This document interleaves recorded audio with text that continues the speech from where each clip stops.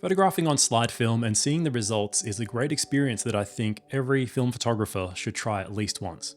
Reversal or transparency film, as it's otherwise known, gives unique results with vibrant colors that you can see as positive images on the processed film strips. However, it can be expensive or challenging to find labs offering the E6 process for slide film. Doing it yourself can save you money, although at the expense of time, but can also be a rewarding experience seeing the images through from start to finish. So welcome if you're new, my name's Hashem and you're watching Pushing Film. Today I'll run you through E6 film processing, as well as some tips for scanning, mounting, and projecting slides. Today's video is sponsored by Ilford, who provided the Ilfocolor E6 developing kit that I'll be demonstrating with in this video. However, you can use any E6 kit and follow along with the majority of the information in this video. Some kits might use combined steps like Blix or other variations, but the main premise is the same. Processing E6 is easier than you might think, but there are a few guidelines that I'd qualify with before you invest any money or time. First, I recommend that you have experience with developing C41 or at least black and white film. You can dive straight into E6 if you do your homework thoroughly beforehand. Secondly, there's no one way to do anything, so I'll try and keep my instructions broad and adaptable. As always, I prefer to teach the basics and mechanisms so that you can build your own understanding and refine your own process. Third, I recommend watching my video on mixing and measuring before processing your first roll, especially the concepts of liquid densities. Fourth, I would only recommend E6 processing if you plan to process multiple rolls within a set period.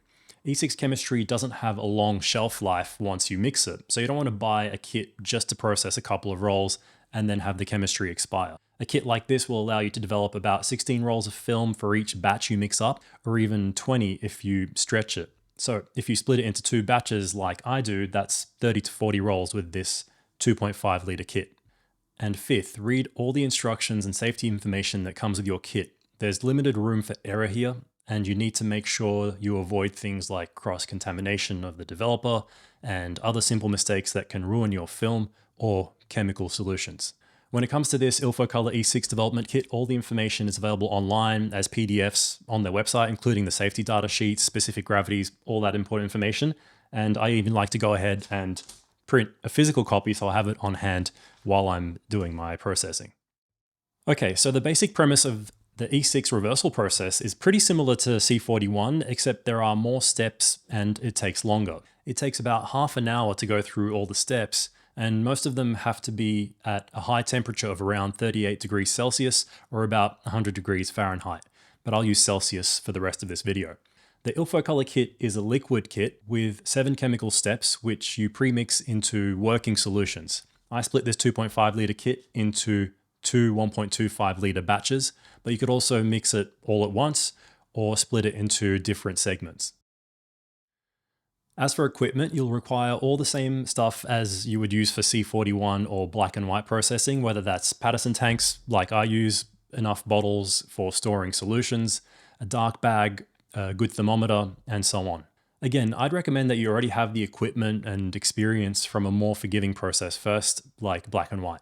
Temperature control becomes more critical with color processes, so a difference here is that you'll need to keep the chemicals warm during the process. You can use a tempered water bath, a sous vide, or both. Short of using an automatic temperature controlled system like a Jobo or the Filmomat, you can also use something like the Argo processor that I have here. This will adjust the timings automatically to compensate for any temperature drops or variations during the process, which do happen more than you might think. It's a great middle ground if you're not ready to go all in on a fully auto system but want to make the process much easier. With the 30+ minute dev time of E6 and the high temperatures, this means that it's less manual intervention, stress, and chances of human error. It's especially useful for large batches of film. It has pre-programmed chemical process times, including this Ilfocolor kit, and it actively measures the chemical temperatures inside the tank for increased accuracy and less guesswork. I have a separate video about the Argo linked in a card that I'll put above. But you can of course keep it fully manual and use the inversion or stick agitation method with a tempered water bath to maintain the temperature inside the tank. First of all, follow all instructions in your kit to make up the working solutions. Dark accordion style bottles like these are ideal because you'll want to expel any air from the bottles for storage. In the case of the footage you're seeing, I've just used leftover 1.25 litre soda bottles that I can squeeze the remaining air out of before capping and then storing in a dark place since they're transparent. I recommend using distilled water to make up the final stabilizer solution at the very least. With our tap water here in Melbourne, I'm not strict enough to use distilled water for all the solutions, and I'm happy with my results. Again, I don't want to give rigid instructions for any step, so do what works for you while following the basic premises. Importantly, it's worth labeling all your bottles and caps so as not to mix anything up later. I also keep notes of how many rolls I've processed with each batch. Once the solutions are made, you'll need to bring the bottles up to temperature before processing, which I do using a plastic tub or bucket. You can use a simple sous vide to heat and maintain the bath temperature, or just manually top it up with hot water every now and then. In the case of E6, I actually keep the bath a bit warmer than the recommended 38 degrees, since I always get at least 1 degree of temperature drop during pouring and transfer, especially in winter. Prepare your films for processing by loading them onto reels and into developing tanks. You'll do this using a dark bag or other methods in complete darkness, as per usual. You can watch separate videos on these basics, and I would highly recommend practicing before attempting E6 dev with exposed film. The first step of the E6 process is to warm up the tank and film using working temperature water. This is important to prepare the film and counteract the temperature drop that you will get during the first chemical step. The Ilfocolor kit recommends 5 minutes to pre-warm, and I recommend submerging your tank in the tempered bath during this time. Or you can use something like a warm heat pack if processing horizontally with the Argo, or something similar like a towel.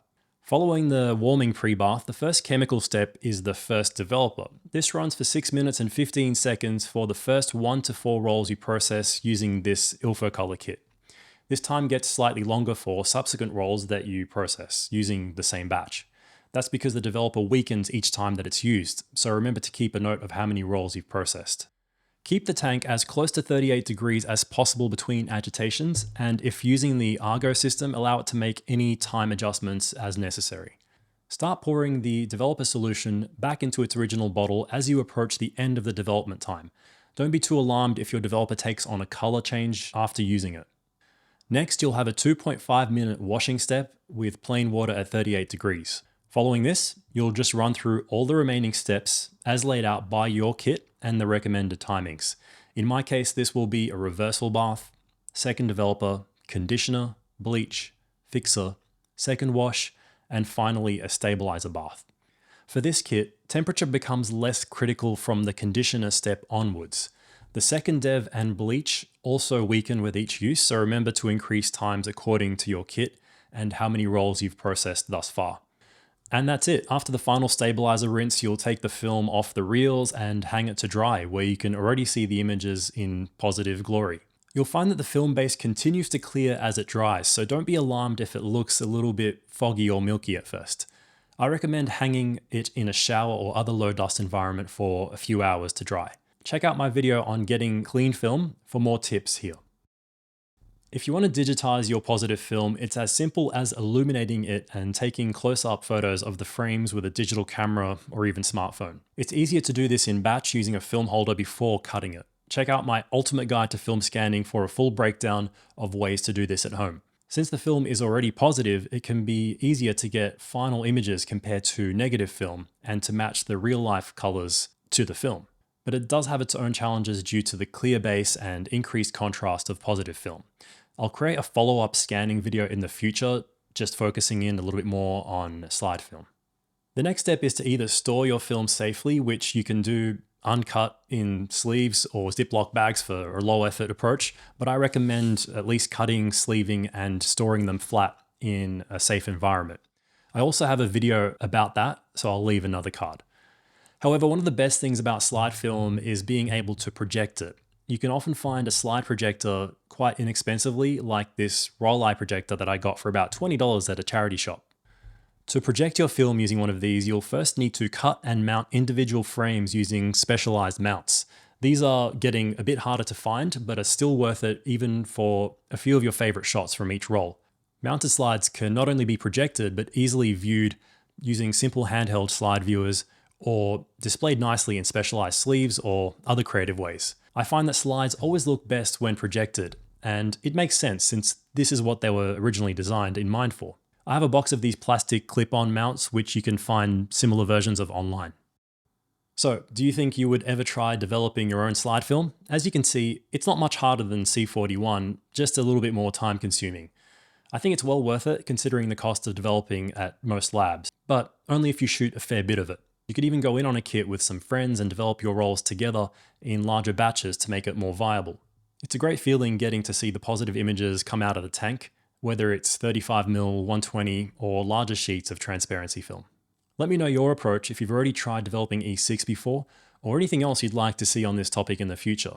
Check out this recent video where I shot rare and expired 400 speed slide film on the street, or some of the other content on the channel.